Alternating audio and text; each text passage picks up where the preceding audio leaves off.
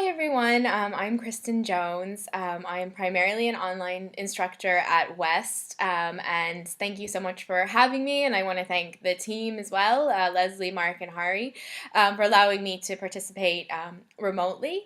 It's been a great experience, and I really enjoy learning with all of them. And I look forward to sharing some of that with you, as I'm sure that they've been doing for the last few minutes.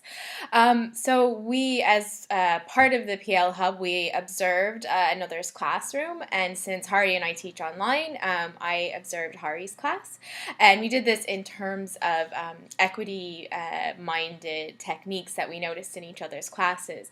So I have a couple that I think Leslie has up on a Prezi, so I'll just kind of walk through those with you and share those with you. So I think one thing that I really enjoyed about the class was the sense of community that is created from day one, which is really important in an online class and can be difficult. So there was some really lively discussion of introductions, and Hari as well introduces himself and interacts with the students so that they feel comfortable, and the conversation is really kind of going back and forth, and they're getting to know each other.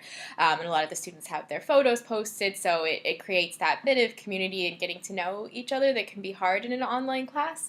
And then he also follows that up quite quickly with the discussion board number 2, so to kind of keep the energy up so that they keep communicating with each other and there's not a lag or awkwardness. So I thought that that's a great way to start the class and build community. Another thing that Hari does is he has the growth mindset in mind, and I noticed that especially because he requires essay number 1 to be rewritten, which I thought was a really good idea, to not just make it optional, but that everybody has to do it. And then you have this idea that writing is a process, and we're all continually becoming better writers, and it also gives students a chance to rework what they've done, so they don't, as we talked about equity, we don't want students to just feel like, I'm a C student and that's just what I get, that there always is that potential for growing and improving. So I think requiring that, especially on the first essay, is really good, and also will give them a bit more confidence, because he keeps the higher of the two grades between the essay revisions, and he has some other shorter assignments and scaffolding that build up to that as well.